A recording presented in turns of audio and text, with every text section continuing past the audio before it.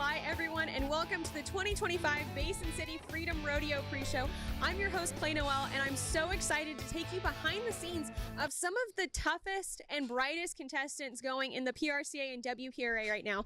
But before we do, I want to enlighten you a little bit of what this week stands for some of these contestants. So what we call in the rodeo world, this is Cowboy Christmas, and we call it that because there's so much money up for grabs that NFR qualifications can be made and lost based off the money won this week. So, and there's so many rodeos going on across North America. So I want to take a look at some of the rodeos that are going on. We've got some in Toppenish, Washington, in Sedro-Woolley, Washington, St. Paul, Molalla, Eugene, Oregon, Wisconsin, Minnesota, New York, New Jersey, Oakley, Utah, Cody, Wyoming, Prescott, Arizona, and Belton, Texas, just to name a small few. But there is a lot going on. Even Calgary, the Calgary Stampede starts today. So there's so much money that is up for grabs for these contestants.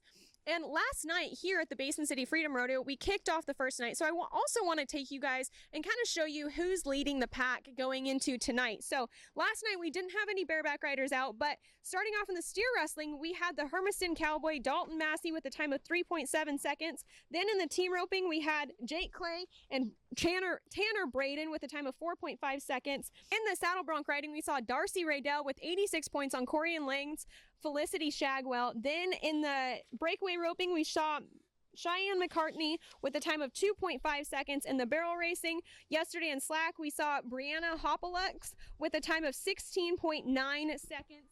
Then in the bull riding, Wyatt Covington was the only one to cover his bull, our own Washington native, 78.5 points on Corey and Lang's T-Rex. So that is who is leading going up tonight. Obviously, the bareback riding is wide open, but we've got quite a list of contestants out in the bareback riding and all the events tonight. So we're going to take a look at those later on in the show. But when we come back, we're going to get an insight to Basin City Freedom Rodeo's newest voice.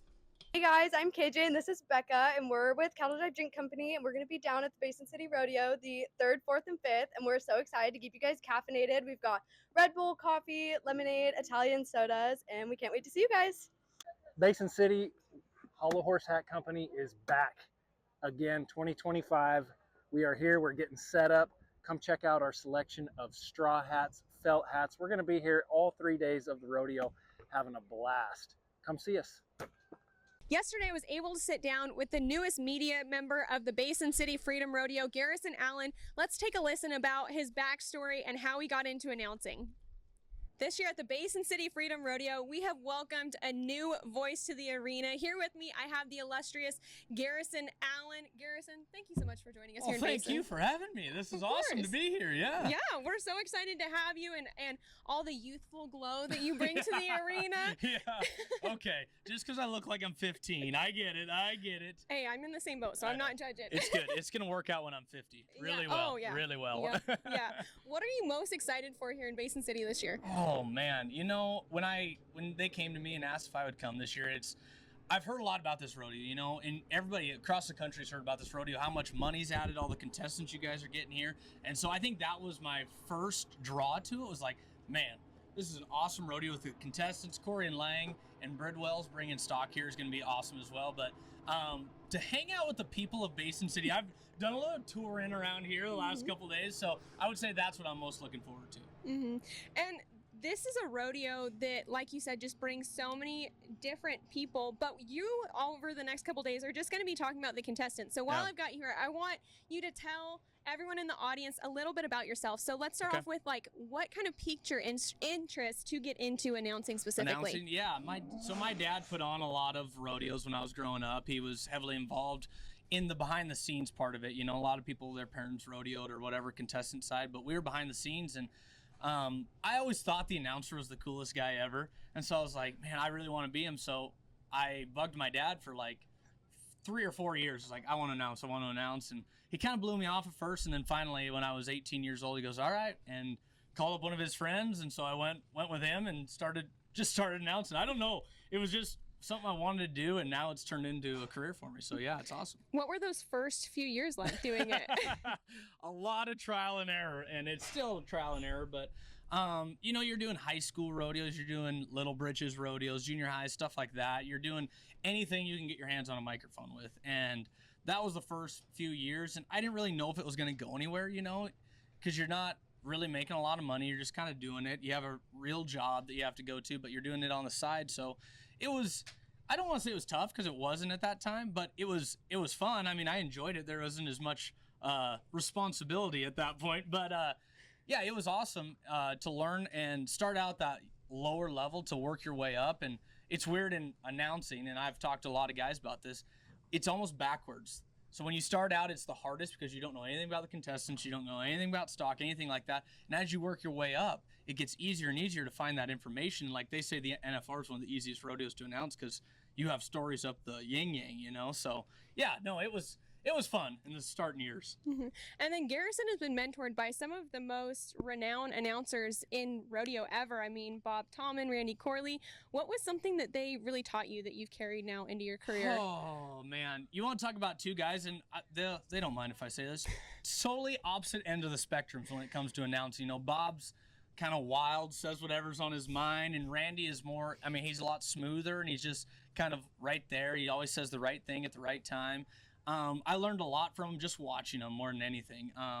They helped me out with not just announcing, but life in general too. Like we're really close friends. I talk to them every single day. I talked to Bob just about an hour ago, called me up. And so they helped me out with a lot of things, how to navigate the business side of things in rodeo world and contract personnel world. And, but man, I think the biggest thing that they taught me is the people aspect of it, you know, whether it's the fans out there, whether it's a contestant, the committee, whatever aspect it is just be a normal person, be a good person, and take care of people and just talk with people. So I would say that's the biggest thing they both have taught me. Yeah, those are very important because every single person, whether you're in the stands or in the arena or behind the rope and shoots, is what comes to make rodeo together.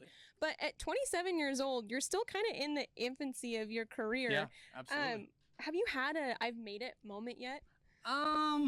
There's been some bigger moments, like some bigger rodeo moments, I guess. I don't know if I've had it, I guess. I don't know when you know until you know, I guess. So probably not, but like getting to do like Rodeo Rapid City after they won Large Indoor Rodeo of the Year, like getting to do that was a surreal moment because I've been to that rodeo so many times, you know, and that was a really cool moment. I think my I've made it moment is when you go to like the PRCA convention and just like Basin City calling me up, hey, will you fly out to our rodeo, you know?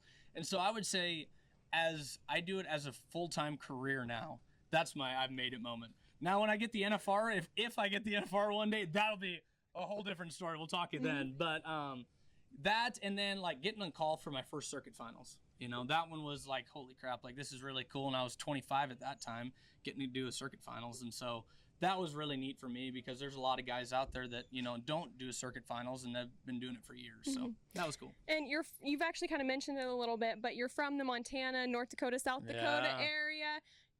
Garrison married into one of the most iconic rodeo families in the barrel racing specifically. Your mother-in-law is Lisa Lockhart. When you're home rodeoing or home from rodeoing, are you helping your wife and Lisa train horses? Absolutely not.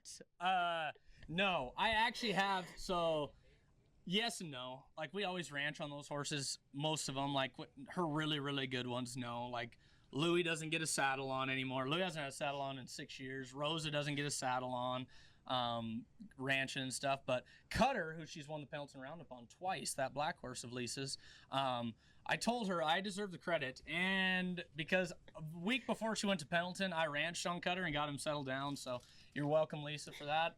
But no, I don't do much with like the training horse aspect of it all. I definitely help out and video a lot of runs. Oh my gosh, I have so many videos on my phone. It's not even funny. But more than just the barrel horse, and then like my father-in-law and my brother-in-law are big in the calf roping.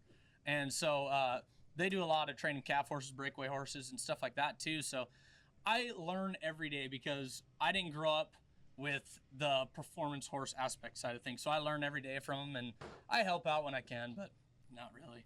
Well, and I'm sure learning that behind the scenes from them allows you to call what you're seeing in the arena better, huh? Yeah, I mean, there's a lot of things I learned just from being in the practice pen, in the tie-down roping, or in the barrel racing. I mean, even like I can see stuff now. They'll make fun of me up in the announcer stand because I'll be like, oh, check up. You know, stuff like that where you're like, what is he talking about right now? But yeah, I see stuff a little bit differently now. I'm not an expert by any means, but Yeah, absolutely. I've turned a few barrels too. I have a video, but I'm not going to send it to you. Well, maybe we want to see it outside in the arena this week. Oh, okay. All right, maybe. So, kind of mentioning announcing, what advice would you give some young kid that's out in the audience that hears your voice and goes, you know what, I can talk, I can gab. Sure. How do I get into that? What advice would you give those kids? Well, the first thing I would tell you, and somebody asked me this the other day too. The first thing I'd tell you, if I can do it, literally anybody can do it, okay? I was just a kid that talked too much. Like, that's all I was. And so, but I guess the greatest piece of advice I would give is, it's kind of a two-parter, but like, first, go out and do things. Make yourself uncomfortable. Go do banquets that you're not equipped for. Go do high school rodeos that you know nothing about. Just go make yourself uncomfortable and just keep working on your craft every time. And then the second piece of advice, you know, whether it's me, which I'm not that great of a mentor, but find somebody in the industry that you respect and you know they know what they're talking about, and cling to them, ask questions, because I did that so much, and I still do that to this day. I mean, you talked about Bob and Randy, Wayne Brooks is awesome, Will Rasmussen, Anthony Lucia, like, I call those guys all the time, just like, hey, listen to this real quick, and I'll send them a clip, like, what would you do different, what, you know, blah, blah, blah. And then, I mean, there's schools too. They have schools. Justin McKee has a great broadcasting and announcer clinic that I went to. Chad Nicholson, who we lost a few years ago, I went to his announcing school. So there's tons of opportunity to learn. And my greatest piece of advice would be go in, no plan B, because I don't have plan B. I don't know how to do anything else. So just go in, jump feet first in, and just go. Not face first. No, well, you could, but it might hurt. We are so excited and thankful to have Garrison Allen as a part of the media team this year. He rocked the house last night, and I have no doubt he's going to do so these next 2 nights. But when we come back after this quick break, we're going to dive into some of the contestants that you're going to see later tonight. Royal Family Farming is my family. It's a big family of many generations of farming where we're growing a diversified set of crops, from what the ruminants give us in the protein, dairy, and beef, from fruits and vegetables, and a lot of the further processing that goes into that. The reason that's significant is because we are taking regenerative ag to a real scale, where we take these big farming operations and we're incorporating them together to be more regenerative, to work within the natural symbiosis that's going to have effect when you include the soil with the ruminants, with the worms, and with the other natural ecosystem to help us be more closed loop and more sustainable for long term. Welcome back into the Basin City Freedom Rodeo pre-show. Right now, all across the country, contestants are burning up the roads with one goal in mind: to make as much money as possible in order to give them a leg up to qualify for the National Finals Rodeo in Las Vegas in December. But these are some of the contestants that have been burning up the roads to get here to the small town of Basin City. So starting off in the bareback riding, I've got Jacob Lees. He's from Caldwell, Idaho. He's been to the NFR twice, and he's currently 22nd in the world standings. He's got Ted from Bridwell Pro Rodeo, and this could be an explosive matchup. Then in the steer wrestling, I've got Eli Lord. He's 18th in the world currently, and he's really fighting to make his first NFR. He's been consistent all week, but if he can keep a barrier up, I'm sure we're going to see nothing short of that again tonight. Moving on to the team roping, I've got a pair of local boys, Houston Hull and Phoenix Everado. Houston is from right down the road in Warden, and Phoenix is from Pendleton, Oregon. They are currently both in the top 20 in the Columbia River Circuit standings, and they've been consistent. They were 4th last weekend at the Newport Rodeo, so if they can come out and just do it, they're going to take the lead in the performance tonight. Then moving on to the saddle bronc riding, I've got the Wyoming Ranch and Cowboy, who's also been to the NFR 2 times, Tanner Butner. He's got Monster from Corian Lang, and he's currently 24th in the world standings, so he's trying to rise up in his qualifications to get back to the NFR. Then in the breakaway roping, I have the Quincy Rodeo coach, Suzanne Williams. She's the aunt to the late Trenton Montero.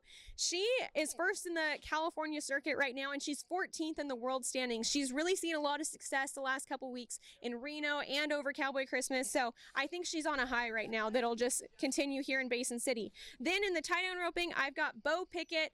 He is a Columbia River Circuit champion. He's 17th in the world, trying to make his first NFR. and he's really fighting tooth and nail to get there. So I'm sure if he just continues that, we'll see him do something great tonight. Then in the barrel racing, I have the newly crowned college national champion barrel racer AC Pinkston out of Stephenville, Texas. She is on a high right now. She hasn't necessarily had the Cowboy Christmas that she wanted, so I know she's itching to have a fast run, and we might just see it here tonight. Then in the bull riding, I have got the ever ferocious Patches from Corey and Lang matched up against Lane Vaughn. He is currently 6th in the rookie standings, which is a title that they can only go for once in their career. So he's got a little extra on the line this year. So I think this is either going to be a 90 or nothing ride, but all of these contestants are gearing up, trying to get hot and ready to compete tonight. So while they're doing that, go grab a drink, go find your seats, because we are one thunderous, patriotic song away from rodeo time.